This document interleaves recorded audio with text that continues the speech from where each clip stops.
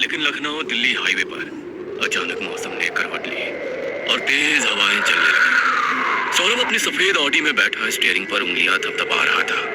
कुछ ही देर में तेज हवाएं और तेज हो गई और बारिश भी होने लगी। रास्ता एकदम सुनसान था, अंधेरी रात और बारिश में बस गाड़ी की हेडलाइट ही दिखाई दे रही थी। तभी सौरभ का फोन बजा। ये फोन कॉल उसकी पत्नी रिया का था। सौरभ ने ब्लूटूथ से कनेक्ट किया। सौरभ, आप अभी कहाँ हो? न्यूज़ में दिखाया जा रहा है कि हाईवे पर एक पुल टूट गया है और भारी बारिश की वजह से रास्ता डाइवर्ट किया गया है। हाँ पता है, गूगल मैप मुझे एक पुराने गांव के रास्ते से ले जा रहा है। पर शॉर्टकट है, करीब 60 किलोमीटर बच जाएंगे। इतना कहकर सौरभ ने गाड़ी का एक्सीलेटर दबाया और गाड़ी हाईवे से एक पतली रोड की तरफ मोड़ ली। क्या हाईवे के किनारे वाले गांव के रास्ते से? इतनी रात में सेफ नहीं होगा, तुम कोई ढंग का रूट लेना please. Yes baby, don't worry, 1 घंटे में पहुंच जाऊंगा। Okay bye. सौरभ ने फोन काट दिया और घर पहुंचने के लिए गाड़ी की स्पीड और बढ़ा दी। रोड के चारों ओर घना जंगल था, सड़क कच्ची थी और दोनों तरफ घने पेड़ थे। अचानक सौरभ की कार के बोनट से धुआं निकला और इंजन एक बंद हो गया। शिट, अब इसे क्या हुआ? उसने बार-बार चाबी घुमाई पर इंजन बेजान रहा। उसने फोन निकाला तो देखा कि नेटवर्क तो नो सर्विस दिखा रहा था। बाहर अंधेरा इतना घना था कि उसे अपनी ही उंगलियां दिखाई नहीं दे रही थी। क्या करूं? ना तो गाड़ी स्टार्ट हो रही है, ना ही यहाँ कोई दिख रहा है जिससे कुछ मदद मांग सकूं। परेशान सौरभ चारों ओर देख रहा था पर सिवा सन्नाटे के वहां कोई ना था। तभी बिजली कड़की। उस रोशनी के एक पल में सौरभ ने देखा कि सड़क से कुछ दूर एक बड़ा सा लोहे का दरवाजा है और उसके पीछे एक शानदार बंगला खड़ा है। वो बंगला काफी पुराना था लेकिन उसकी बनावट किसी महल जैसी थी। अजीब बात यह थी कि उस पूरे वीराने में सिर्फ उसी बंगले की ऊपरी मंजिल की एक खिड़की से हल्की पीली रोशनी आ रही थी। लगता है यहाँ कोई रहता है, मुझे मदद मिल जाएगी। सौरभ ने छाता निकाला और भारी कदमों से उस बंगले की तरफ बढ़ने लगा। सौरभ जल्दी से अंदर गया।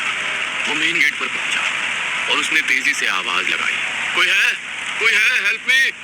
सौरभ ने 2 बार आवाज दी पर सामने से कोई जवाब नहीं आया। सौरभ दरवाजे को धकेल कर अंदर घुसा। अंदर का नजारा बाहर के खंडहर से बिल्कुल अलग था। जमीन पर लाल मखमली कालीन बिछा था और दीवारों पर कीमती पेंटिंग्स लगी थी और चारों ओर लाइट जगमगा रही थी। तभी ऊपर से रेशमी कपड़ों की सरसराहट सुनाई दी।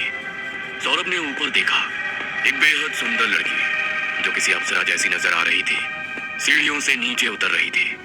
उसके लंबे काले बाल, आंखों में अजीब सी चमक और चेहरे पर एक ऐसी मुस्कान थी जो किसी भी मर्द का होश उड़ा दे। सौरभ की आंखें उस लड़की पर ऐसे टिक गई मानो उसने पहली बार कोई औरत देखी हो।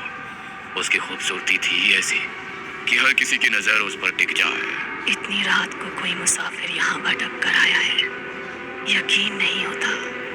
बरसों बीत गए थे, इंसानी जिस्म की महक मिले। उस लड़की की आवाज से सौरभ का ध्यान टूटा। वो लड़खड़ाती आवाज में बोला, अब जी क्या मतलब? वो एक्चुअली मेरी गाड़ी खराब हो गई है, फोन में भी नेटवर्क नहीं आ रहा, बाहर बहुत तेज बारिश है और ठंड से मेरी हालत खराब है। क्या मैं आपका फोन यूज कर सकता हूँ? यहाँ नेटवर्क नहीं आता पर आप जब तक चाहे यहाँ रुक सकते हैं। वैसे भी बाहर तूफान है, पहले आप कपड़े बदल लीजिए, फिर इत्मीनान से बातें होंगी। लड़की ऊपर जाने लगी। उसकी पतली कमर पर नागिन की तरह बल खाते उसके बाल और मादक चाल देखकर अब सौरभ के विचार बदलने लगे थे। ये लीजिए, ये कपड़े, सामने कमरा है, उधर चेंज कर लीजिए। सौरभ कमरे में पहुंचा। अंदर भीनी भीनी खुशबू फैली हुई थी। हल्की पीली रोशनी के साथ कमरे का माहौल थोड़ा अजीब महसूस हो रहा था। तभी सौरभ की नजर छत से लटके कुछ मुखौटों पर पड़ी। अब ये क्या है? इससे पहले कि सौरभ उन मुखौटों को नजदीक से देख पाता तभी कमरे के दरवाजे पर दस्तक हुई। अब बस हो गया, अब 1 मिनट। बाहर आकर वो मुखौटे, ऐसा लग रहा था जैसे कोई रियल फेस हो। मैंने खुद बनाया है, मुझे मास्क बनाना पसंद है। अद्भुत। और ये मर्दाना कपड़े? मेरे पति के हैं। अच्छा, वो कहाँ हैं? दिखाई नहीं दे रहे। सालों पहले एक दूसरी औरत के लिए मुझे छोड़कर चले गए। खैर छोड़िए। माया ने कांच के 2 गिलास में शराब डाली और एक गिलास उसकी ओर बढ़ा दिया। ठंड से बचाव हो जाएगा, पी लीजिए, इम्पोर्टेड है। एक अकेली खूबसूरत औरत के सामने बैठकर शराब पीते हुए सौरभ अजीब सा सम्मोहन महसूस कर रहा था और कुछ ही देर में वो पीकर नशे में धुत हो गया। माया की खूबसूरती से मदहोश हो चुके सौरभ ने फोन में उसकी तस्वीर ली तो माया ने उसे रंगे हाथों पकड़ लिया।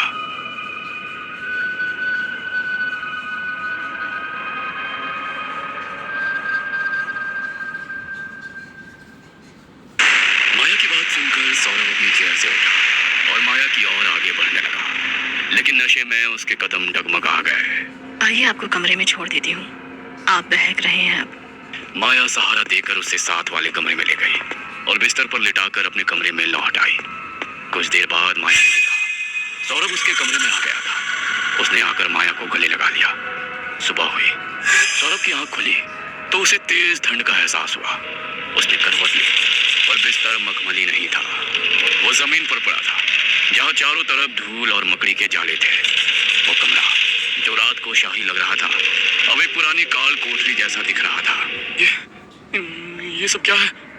मैं कहाँ आ गया हूँ? उसने हड़बड़ाकर माया को ढूंढा। माया कमरे के कोने में खड़ी थी, उसकी पीठ सौरभ की तरफ थी। माया, ये सब क्या है? रात को तो ये कमरा। सौरभ के इतना कहते ही माया धीरे से मुड़ी। सौरभ की चीख निकल गई। उसका आधा चेहरा गायब था, आंखों की जगह सिर्फ काले गड्ढे थे और उसके हाथ की उंगलियां नुकीले नाखूनों में बदल चुकी थी। तुमने सोचा कि तुम मुझे हासिल करोगे?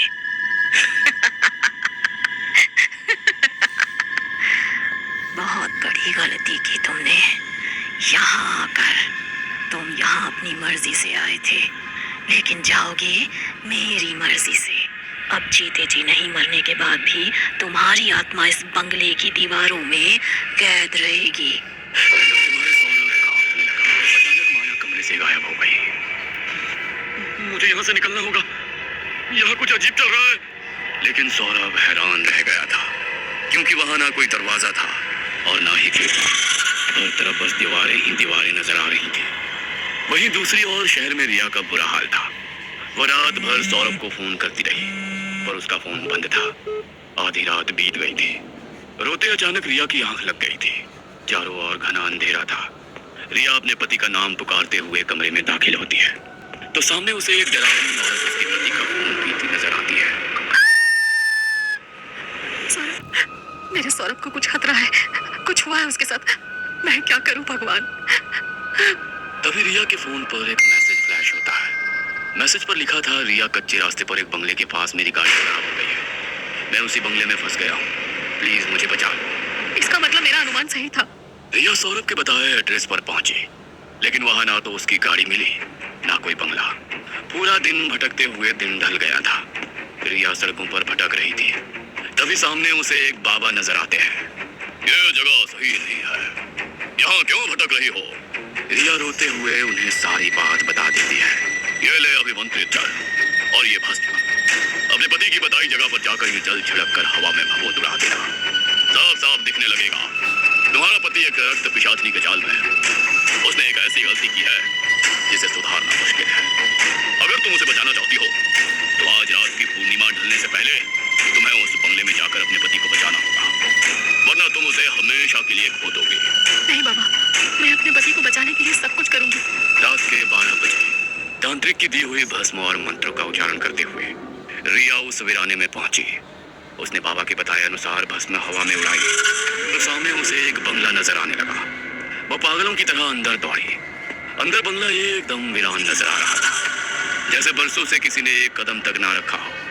हर तरफ धूल, मिट्टी और गंदगी दिखाई दे रही थी। रिया ने पूरे बंगले का चप्पा चप्पा झाड़ मारा, लेकिन उसे सौरभ दिखाई नहीं दिया। वो वापस जाने को मुड़ी ही थी कि उसे सौरभ की कराने की आवाज सुनाई दी। सौरभ, कहाँ हो तुम? नजर क्यों नहीं आ रहे? बाबा ने कहा था कि इनको मदद से सब साफ नजर आने लगेगा। रिया ने मंत्र पढ़कर भस्म फूंकी तो उसे सामने कमरे में सौरभ जमीन पर पड़ा हुआ नजर आता है। उसका शरीर सूख कर कांटा हो गया था। चारों ओर सीलन और गंदगी फैली हुई थी और सौरभ के आसपास कई सारे शव पड़े थे। रिया, मुझे बचा लो, मैं मर जाऊंगा, बचा लो मुझे। तुम घबराओ मत, मैं तुम्हें लेकर जाऊंगी, सब ठीक हो जाएगा। रिया का इतना कहना था कि चारों ओर पूरे बंगले के सभी दरवाजे तेजी से बंद होने लगे। वो पिशाचनी माया रिया के पास आई। रिया उसका भयानक रूप देखकर बुरी तरह डर गई, पर तभी उसे तांत्रिक की याद आई। अगर आज वो डरी तो अपने पति को नहीं बचा पाएगी। इतना सोचकर रिया ने अपनी पर्स से जल निकाला और उस माया पर छिड़क मंत्रों से अभिमंत्रित भस्म उसके ऊपर फेंक दी। उस भस्म के प्रभाव से माया जोर जोर से चिल्लाने लगी, जैसे उसे किसी ने तेजाब से जला दिया। रिया ने फिर जल्दी से सौरभ को उठाया। तभी सौरभ के पैंट के जेब से उसका फोन गिर पड़ा और उसमें एक वीडियो प्ले हो गया। ये वीडियो उसी रात का था जब सौरभ ने माया के साथ रात बिताई थी। ये क्या है? रिया ने जैसे ही पूरा वीडियो देखा, उसके पैरों तले जमीन खिसक गई। उसका दिल टूट गया था। उसकी आंखों से आंसू टपकने लगी। तभी भस्म का प्रभाव कम होने लगा। पिशाचिनी जोरों से हंसी और बोली, देखा, हर मर्द बेवफा होता है। बरसों पहले मेरे पति ने भी ऐसे ही मेरे साथ बेवफाई की थी। मैं उसका ये दर्द सह नहीं सकी और मैंने जान दे दी। मरते समय मेरी यही इच्छा थी कि बेवफा मर्दों को मौत की सजा मिलनी चाहिए, और शायद उसी कारण मरकर भी मुझे शांति मिली। अब इन बेवफा गैर औरतों के साथ संबंध बनाने वाले मर्दों को मैं खुद अपने हाथों से मारती हूँ। बाहर कमरे में जो तुमने मास्क देखे थे, वो सब वही मर्द थे, और अब अगला नंबर तुम्हारा है। मैं अपनी जान दांव पर लगाकर तुम्हें यहाँ बचाने आई थी, लेकिन तुमने तो अपनी वफादारी का सौदा उसी पल कर लिया था जब तुमने इस पिशाचिनी को छुआ। रिया, वो बस एक रात की बात थी। इसने मुझे फंसाया था रिया, मेरा यकीन करो। तुम्हें फंसाया नहीं था, यह तुम्हारा असली चेहरा है। इस वीडियो में तुम्हारी जो हंसी है वो मुझे तुम्हारी चीखों से ज्यादा डरावनी लग रही है। तुम इतना कह सकते हो कि तुमने अकेले में गलत रिश्ता नहीं बनाया, बल्कि उसका वीडियो भी रिकॉर्ड किया। औरत बस खिलौना है ना तुम्हारे लिए। तुम्हारे लिए मैं मौत से लड़ने को तैयार हो गई, और तुम सामने एक अकेली औरत मिल गई तो हमारे रिश्ते की मर्यादा भूल गए। तुम्हारे जैसे आदमी से मेरा कोई संबंध नहीं।